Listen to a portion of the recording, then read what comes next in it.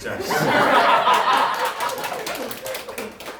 자, 반갑습니다. 그 교과서 28페이지 수업 진행을 하려고 지금 현재 여기 3학년 3반에서 현장 수업하고 있는 걸 보고 있으니까 보는 친구들은 여기 옆에 이상한 소리 나도 신경 안 쓰고 애들이 좀 부족해서 좀 흥분하고 그럴 수 있으니까 그런 거 그냥 친구들의 오바다 이렇게 생각을 하고 그냥 자연스럽게 수업 들으면 될 것 같아. 내용은 28페이지 내용이고 한 30분 정도 짧게 얘기해서 끝내볼 테니까 집중해서 들어봅시다. 니들도 신경 쓰지 말고 들어. 알겠지?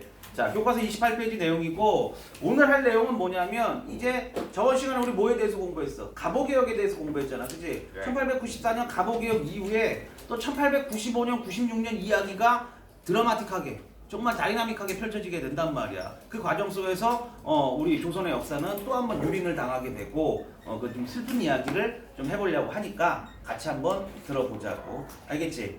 자, 야 앞에서 우리 갑오개혁 뭐 이런 거 얘기할 때 대형 사건으로 뭐가 벌어졌던 이야기를 청일전쟁이 벌어졌던 이야기를 공부했었잖아. 그치? 자, 이 청일전쟁에서 어디가 승리를 거뒀어?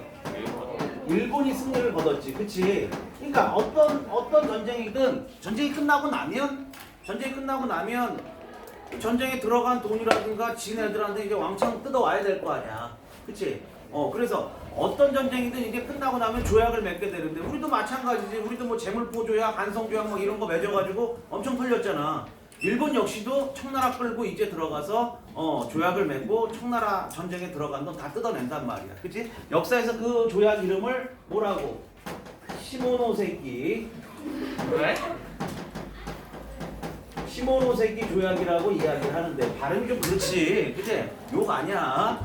욕 아니야. 시모노세키 아니야. 시모노세키. 시모노세키 조약이라는 걸 맺는데 일본의 도시 이름이야. 일본 도시 이름이야. 그래서 일본의 시모노세키라는 동네에 중국 대표 불러가지고 일본과 중국 사이에 조약을 맺어. 엄청나게 털려 중국이. 이 조약 내용은 뭐 한국사에서 그렇게 중요하지 않아. 한국사에서 뭐 큰 내용은 아니고 이제 나중에 세계사 공부할 때 하면 되는데 그냥 우리 역사와 관련돼 있으니까 이것 때문에 이제 이런 벌어진 일이 있으니까 선생님이 지금 설명을 하는 거야. 이 시모노세키 조약의 내용이 좀 파격적이야. 일단 첫 번째는 뭐가 있냐면 청이 갖고 있는 조선에 대한 모든 권리를 포기하는 거야. 조선은 독립국이라 인정하고 청이 기존에 갖고 있었던 조선에 대한 모든 권리를 포기하는 거야. 일본이 조선 먹기 위한 이제 시동 작업을 거는 거지, 그치? 그리고 전쟁 배상금으로 2억냥 물어주고 2억냥이면 지금 돈으로 한 2조 원 좀 안 될까 뭐 그 정도 될 것 같아. 그러니까 이제 영혼까지 털어버리는 거지, 영혼까지. 그리고 얘기하고 싶은 이건데 문제는 이제 뭐냐면 중국이 가지고 있는 땅도 뺏어왔어, 일본이. 중국이 갖고 있는 땅도. 근데 대표적으로 이제 두 군데를 뺏어. 이거 말고도 다른 데 뺏은 거 많은데 가장 큰 거는 여기 이렇게 그리면 안 되지. 여기 어우씨. 또 뭐 에이씨. 여기 이렇게 뭐 이렇게 해가지고 연결이 되잖아. 일본이 뺏어온 땅 중에 대표적인 게 뭐가 있냐면 여기 있는 타이완 섬을 가져갔어. 이게 지금의 대만이지. 타이완 섬을 뺏어갔고 문제는 여기야. 어디냐면 우리 압록강 아래에 있는 반도. 얘네들 말로는 무슨 반도? 라오똥 반도라고 하는데 우리 역사에서 뭐라고 부르는 거야? 우리 역사는 고구려 영토잖아. 그 유명한 여기가 요동반도지. 요동반도. 이 요동반도를 어디가 가져갔어? 일본. 야 나와. 안 나와요. 그럼 말을 해줘야지. 화면 밖으로 안 나가게. 이건 나와? 네. 오케이. 그러면 이렇게 쓰셔야 되겠어. 요동반도를 어디가 뺏어갔어? 일본이 뺏어갔어. 근데 이 요동반도에서 문제가 생긴 거야. 왜냐면 이 요동반도는 여기 러시아잖아, 러시아. 그치? 향후 어디가 가져가려고? 여기 요동반도 포함해서 여기 만주 일대는 다 누가 먹으려고 지금 계획을 세우고 있어? 러시아가 먹으려고 계획을 세우고 있는데 느닷없이 일본이 여기를 뺏어가면서 러시아의 그 어떻게 보면 대외 계획에 문제가 생긴 거지. 그리고 또 하나는 지금 여기가 지금 뭐 거의 망하기 일보 직전이잖아, 이 청이라는 나라가. 그치? 그래서 이 청나라를 지금 서양에 있는 여러 나라가 다 들어와서 청에 있는 걸 다 뜯어 먹으려고 하고 있는데 지금 느닷없이 누가 숟가락 들고 들어온 거야. 일본이 생각지도 않았던 일본이 지금 숟가락 들고 들어와가지고 지금 요동반도 딱 먹으려고 좀 퍼가고 있는 그런 상황이잖아. 그러니까 유럽 애들 입장에선 이게 마음에 안 드는 거지. 그리고 특히나 이 요동반도를 포기할 수 없었던 어디는? 러시아는 이 상황에 대해서 어떻게든 손을 대야 되는 그런 입장이었단 말이야. 그래서 원래는 누가 나서주면 깔끔하게 해결되는데 최강국 영국이 나서주면 깔끔하게 해결이 되는데 영국은 이때 당시에 다른 애들하고 같이 겸상하거나 그러지 않아. 영국의 외교 정책은. 지네 말로는 영국 역사에 그렇게 표현하고 있어. 이때 외교 정책을. 영국은 지네 역사에서 이때 이제 외교 정책을 영광스러운 고립이다. 이렇게 얘기를 하거든. 말이 좀 어렵지. 좀 멋있어 보이고 그지. 영광스러운 고립. 무슨 뜻이야 이거? 애들하고 같이 안 어울린다는 소리야. 도코다이라는 소리야 그냥 자기는. 딴 새끼들하고 손 붙잡고 이런 거 안 한다는 소린 거지. 난 그냥 나 하고 싶은 대로 해. 이런 걸 지내는 영광스러운 고립이라고 하는 거야.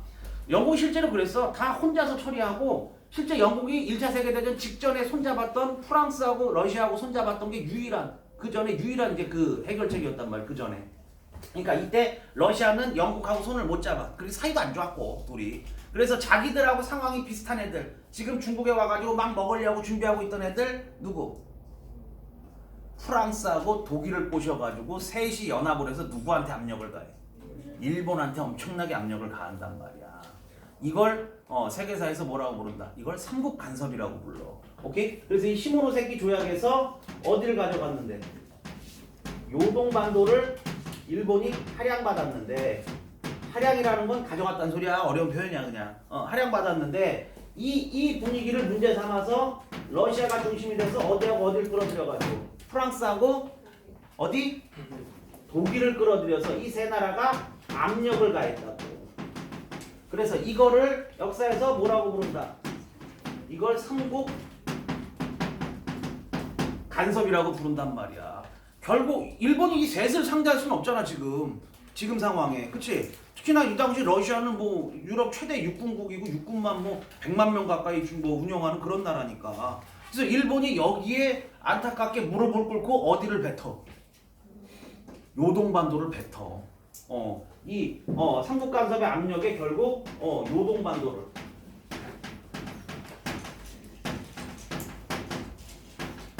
반환한단 말이야. 이해됐니? 그러니까 일본 입장에서는 지금 상당히 뭐 좀 편하게 얘기하면 쪽도 팔린 상황이고, 그다음 야 선생님 청일전쟁 때 얘기했잖아. 얘네가 청나라 제끼고 클리어하고 한 10년 이상 준비했는데 여기서 지금 무너지면 얘네의 외교 노선과 이 국제관계가 다 무너지는 거잖아. 그러니까 일본 입장에서도 상당히 지금 초조해져 있는 그런 상황인 거지. 그게 말이? 근데 지금 조선의 입장에서는 또 상황이 다르지. 조선의 입장에서는 청일전쟁 이후에 지금 완전 누구한테 멱살 잡혀서?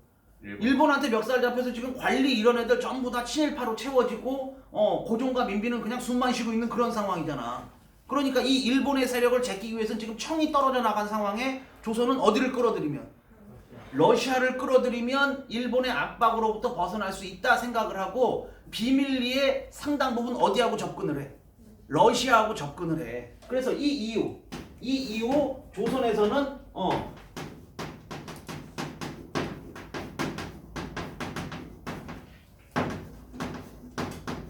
친러파를 형성을 하면서 러시아와 밀접하게 관계를 갖고 실제로 러시아 공사관으로 와 있던 베베르라는 애하고 접촉이 돼서 러시아 육군 부대 같은 걸 지원받기로 했어. 그래서 과감하게 고종과 민비가 일본이 임명했었던 장차관, 요즘 치면 장관, 차관, 국무총리 이런 애들 있잖아. 박영효 뭐 이런 애들, 갑오개혁 주도했던 애들, 이런 애들 다 잘라버리고 이범진 이런 사람들이 중심이, 이범진, 이완용 이런 사람들이 중심이 된 친러파를 임명을 하기 시작을 한단 말이야. 이완용 얘기 괜히 했나? 눈이 이만해지던데. 그 이완용? 그 이완용이야. 이때는 이완용이 친러파야. 그러니까 이완용이라는 사람, 이완용 편드는 건 아니고, 잘 들어. 이완용 편드는 거 아니야. 이완용 편드는 건 아니고, 이완용이라는 애가 지금은 뭘로 남아있어? 친일파의 대명사로 남아있잖아. 선생님 앞에서 얘기했지. 이완용이 너무 혼자 독고다이로 욕을 먹고 있어가지고 더 욕 먹어야 될 사람들이 지금 욕을 못 먹고 있는 상황이야. 쉽게 얘기하면 모든 욕을 다 누가 들이받고 있어? 이완용이 들이받고 있는데 이완용보다 나쁜 새끼 더 많다. 근데 워낙에 이완용이 했던 행동이 대표적인 행동이 있어서 지금 그것 때문에 욕을 먹는데, 이완용을 위한 변명이, 나도 이완용 싫어해 확실히 하는데, 이완용은 때때마다 사실은 조선이라는 나라가 가야 될 길에 대해서 고민이 많았던 사람인 것 같아. 이완용이라는 게 나중에 양아치가 되긴 했는데 이때는 친러파예요. 이 얘기를 이렇게 길게 할 게 아닌데 지금 방송에서 지금 엉켜가지고 자를 수가 없어서 계속 얘기하고 있네. 이완용 얘기 끝. 이런 거 잘못 남기면 나중에 또 박제돼가지고 역사 선생 이완용 팬클럽이라고 그러고 어디 가서 남양주 모 중학교 역사 선생이 이완용을 찬양했다고 그러고 이런 소리들 이거 끊지 말고 얘기해. 이완용 개새끼. 이완용 개새끼. 이완용 손드는 거 아니야. 하여튼 친러파를 형성을 하고 러시아 쪽으로 비밀리에 접근하니까 일본의 입장에서는 지금 완전 똥줄이 타지. 왜냐하면 지금 삼국 간섭으로 지금 요동도 뱉은 마당에 어디에서도 밀려나면 조선에서도 밀려나면 얘들은 이제 거의 끝난 거라고 보는 거잖아. 조선이 어떻게 보면 마지막 보루란 말이야. 그러니까 이 입장을 어떻게든 한 반에 뒤집기 위해서 얘네가 해서는 안 될 일을 벌이지.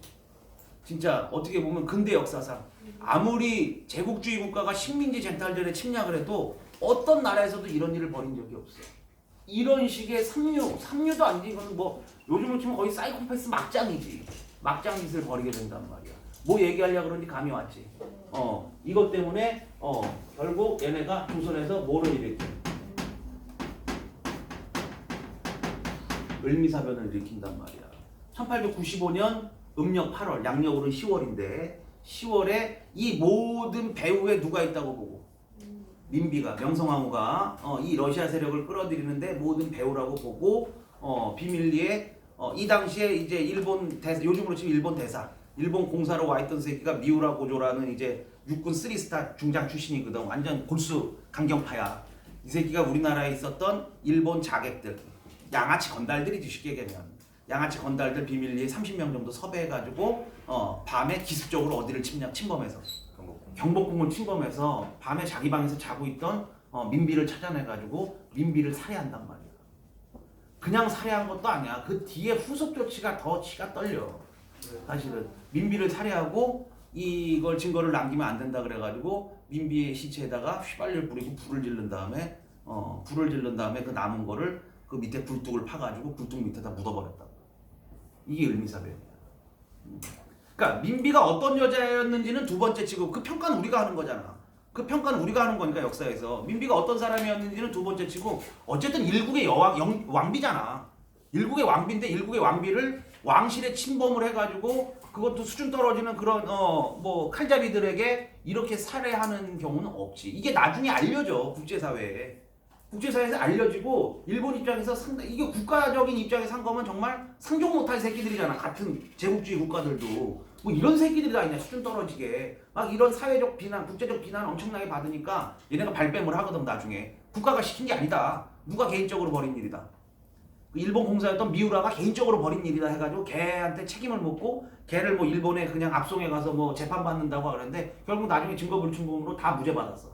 무죄받고 결국 뭐 이런 서류 같은 거 뒤져보니까 국가적인 상황에서 주도한 일이라는 게 나중에 밝혀졌지.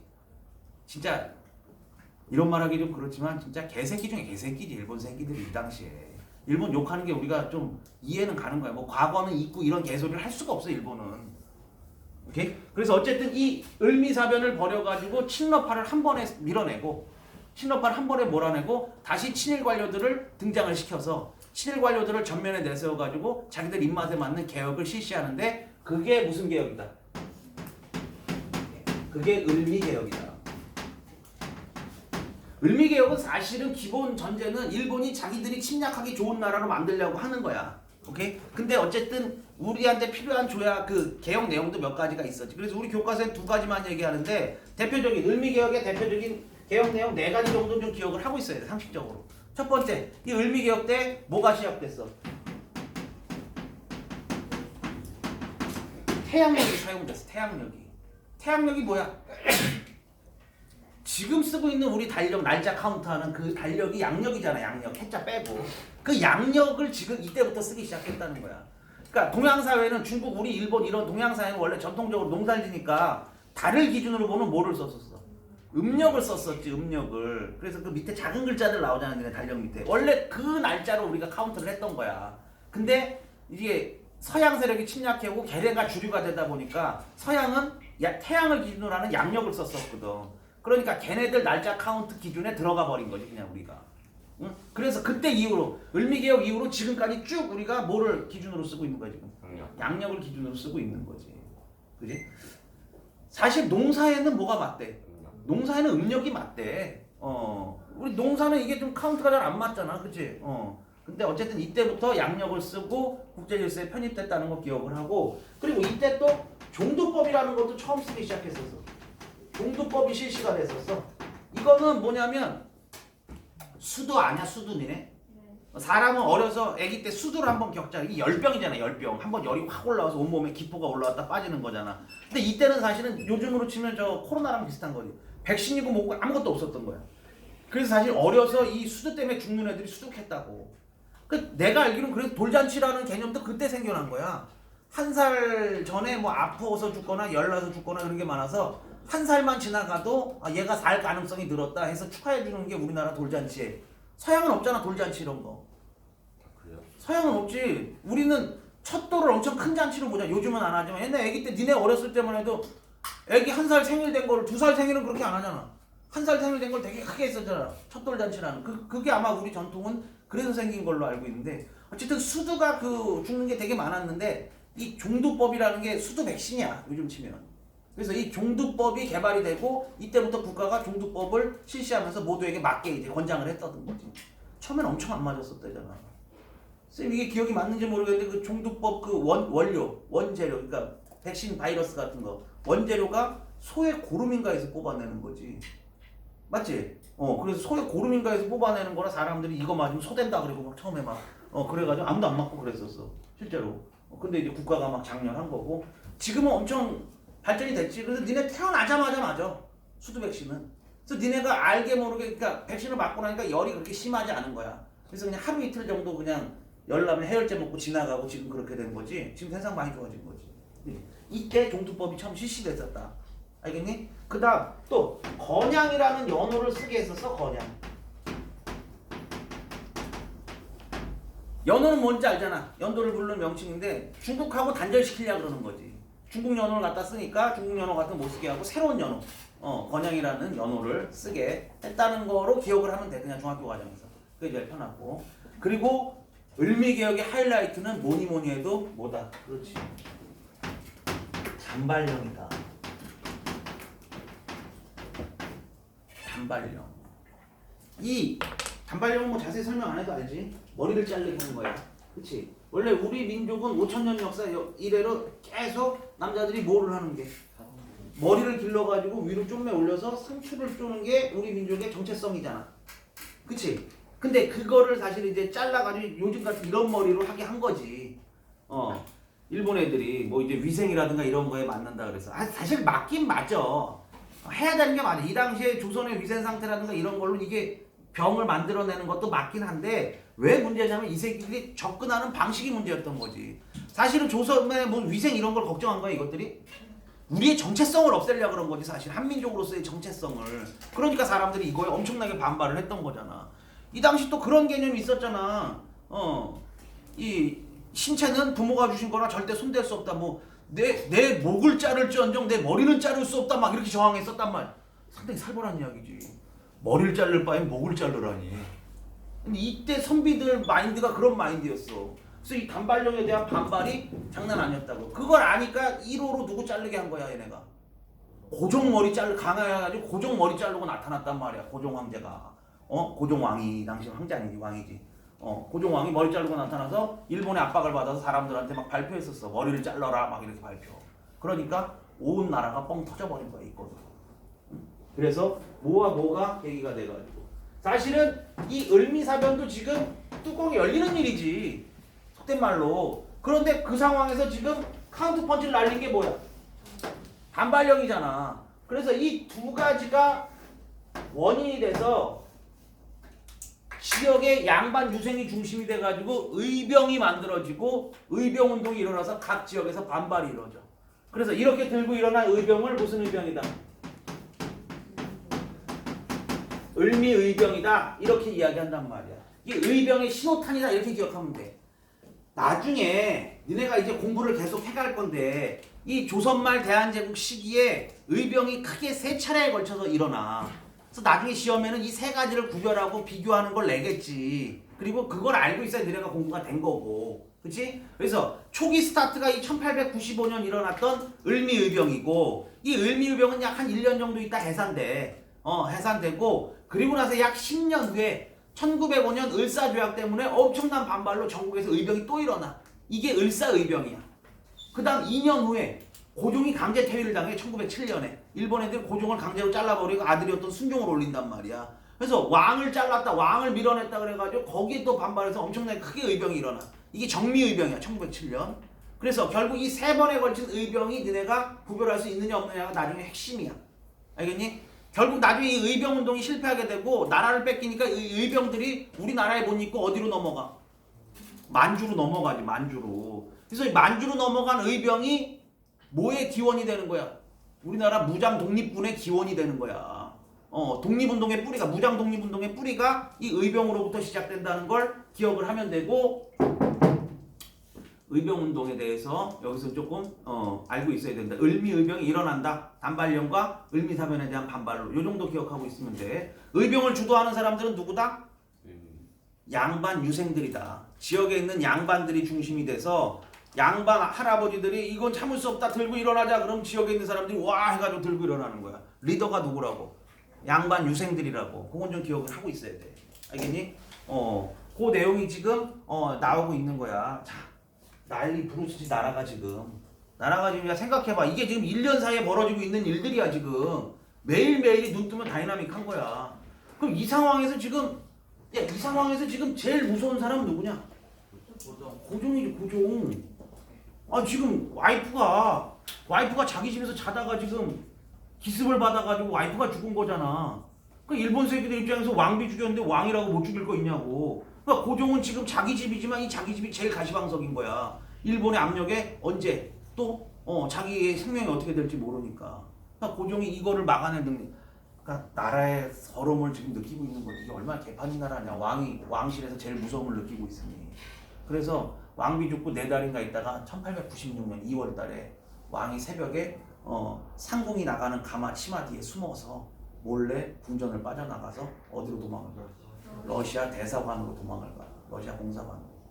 진짜 부끄러운 역사긴 하지만 고종의 입장에선 어쩔 수 없는 선택이라고도 볼 수가 있어. 살아야 되니까. 그래서 우리 역사에서 그 사건을 뭐라고?